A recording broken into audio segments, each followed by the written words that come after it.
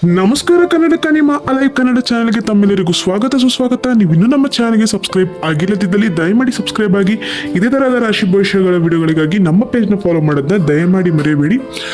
ವೀಕ್ಷಕರೇ, ಉಚಿತ ಜಾತಕಗಳಿಗಾಗಿ ಯಾರ್ಯಾರು ನಮಗೆ ಮೇಲನ್ನು ಕಳಿಸಿದಿರಿ, ರಿಪ್ಲೈಯನ್ನು ಮಾಡಿದ್ದೀವಿ, ದಯಮಾಡಿ ಒಮ್ಮೆ ಚೆಕ್ ಮಾಡ್ಕೊಳ್ಳಿ.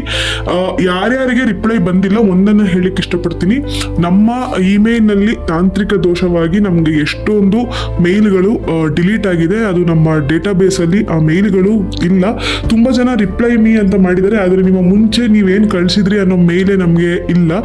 ದಯಮಾಡಿ ಇನ್ನೊಮ್ಮೆ ನಿಮ್ಮ ಡೀಟೇಲ್ಸ್ಗಳನ್ನು ಕಳಿಸಿ, ನಾವು ಉಚಿತ ಜಾತಕವನ್ನು ಕಳಿಸ್ತೀವಿ ಅಂತ ಹೇಳ್ತಾ, ವೀಕ್ಷಕರೇ, ಇವತ್ತು ನಾನು ಒಂದು ವಿಭಿನ್ನವಾದ ವಿಷಯವನ್ನ ನಿಮ್ಮ ಮುಂದೆ ಪ್ರಸ್ತಾಪಿಸೋಕೆ ಅಂತ ಬಂದಿದ್ದೀನಿ. ಅದು ಏನು ಅಂತಂದ್ರೆ, ತುಂಬಾ ಜನಕ್ಕೆ ಗೊತ್ತಿಲ್ಲ, ನಮ್ಮ ಕೈ ಹಸ್ತದಿಂದ ಹುಟ್ಟುವ ಮಗು ಸಂತಾನ ಗಂಡ ಹೆಣ್ಣ ಅಂತ ನಮಗೆ ಕಂಡುಹಿಡ್ಕೊಬಹುದು.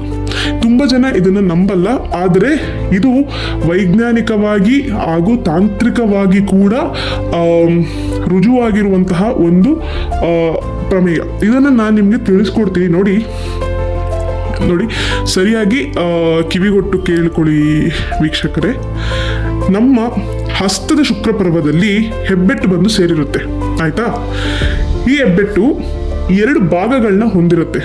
ನಮ್ಮ ಹೆಬ್ಬೆಟ್ಟು ಶುಕ್ರಪರ್ವದಲ್ಲಿ ಅದು 2 ಭಾಗಗಳನ್ನು ಹೊಂದಿರುತ್ತವೆ.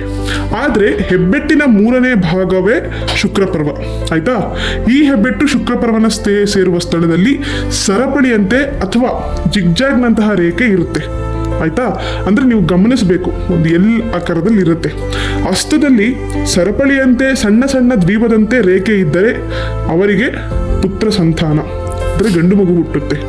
ಅಥವಾ ಜಿಗ್ಜಾಗ್ನಂತಹ ರೇಖೆ ಇದ್ದರೆ ಪುತ್ರಿ ಅಂದರೆ ಹೆಣ್ಣು ಸಂತಾನವಾಗುತ್ತೆ.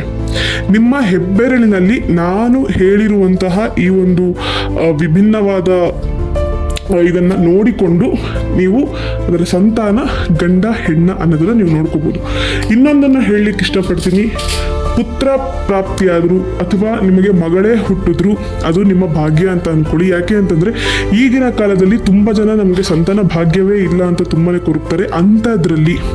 ಅಂಥದ್ರಲ್ಲಿ ದೇವರು ನಿಮಗೊಂದು ಸಂತಾನವನ್ನು ಪ್ರಾಪ್ತಿ ಮಾಡಿದ್ದಾರೆ. ನಮಗೆ ತುಂಬ ಜನ ಈ ರೀತಿ ಕೇಳ್ತಿದ್ರು, ನಮಗೆ ಗಂಡು ಮಗು ಆಗುತ್ತೆ ಹೆಣ್ಣು ಮಗು ಆಗುತ್ತೆ, ಹೇಗೆ ತಿಳ್ಕೊಳ್ಳೋದು ಗುರುಗಳೇ ಹೇಳಿ ಅಂತ. ಆದ ಕಾರಣ ನಾವು ಒಂದು ವೈಜ್ಞಾನಿಕವಾಗಿ ಬರುವಂತಹ ಒಂದು ವಿಷಯವನ್ನು ನಾನು ತಿಳಿಸ್ಕೊಟ್ಟೆ.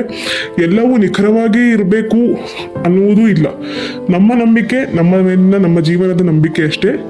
ಮಿಕ್ಕಿದ್ದು ಎಲ್ಲವೂ ದೈವ ಫಲ. ದೈವ ನಮಗೇನು ಅನುಗ್ರಹ ಕೊಡ್ತಾರೆ ಅದೇ ನಮಗೆ ಯಾವಾಗಲೂ ಆಗತ್ತೆ ಅಂತ ಹೇಳ್ತಾ ಮತ್ತೊಮ್ಮೆ ಹೇಳ್ತೀನಿ, ಉಚಿತ ಜಾತಕಗಳು ಯಾರ್ಯಾರಿಗೆ ಬೇಕು ನಾವು ನಮ್ಮ ಕಮೆಂಟ್ ಸೆಕ್ಷನಲ್ಲಿ ಹಾಕಿರೋ ಹಂಗೆ ದಯಮಾಡಿ ಎಲ್ಲರೂ ಅದನ್ನ ನಮಗೆ ನಿಮ್ಮ ಡೀಟೇಲ್ಸ್ಗಳನ್ನ ಕಳಿಸ್ಕೊಡಿ. ಯಾರು ರಿಪ್ಲೈ ಮಾಡಿದ್ರು ದಯಮಾಡಿ ಬೇಜಾರು ಮಾಡ್ಕೊಂಬೇಡಿ. ನಿಜವಾಗ್ಲೂ ತುಂಬ ಮೇಲ್ಸ್ ಬಂದಿರೋದ್ರಿಂದ ನಿಮಗೆ ಗೊತ್ತು, ಒಂದು ಮೇಲು ನಮ್ಮ ಫೋನ್ ಥರ ಅಲ್ಲ, ಅದು ತುಂಬಿದ್ರೆ ಅಥವಾ ಇದಾದರೆ ಡೇಟಾಬೇಸಲ್ಲಿ ಟೆಕ್ನಿಕಲ್ ಇಶ್ಯೂ ಆದರೆ ಎಲ್ಲವೂ ಸಹ ಅಳಿಸಿ ಹೋಗುತ್ತೆ. ದಯಮಾಡಿ ಅರ್ಥ ಮಾಡ್ಕೊಳ್ಳಿ. ಮತ್ತೊಮ್ಮೆ ನಿಮ್ಗೆ ಏನೇ ಬೇಕಾದರೂ ಯಾರೂ ಬೇಜಾರು ಮಾಡ್ಕೊಂಬಿಡಿ. ಎಲ್ಲರಿಗೂ ಸಹಾಯ ಮಾಡಲಿಕ್ಕೆ ಅಂತಲೇ ನಾವಿರೋದು ಅಂತ ಹೇಳ್ತಾ, ಇದೇ ತರಹದ ಕಂಟೆಂಟ್ಗಳಿಗಾಗಿ ನಮ್ಮ ಪೇಜ್ ಸಬ್ಸ್ಕ್ರೈಬ್ ಮಾಡಿ. ಶುಭ ದಿನ.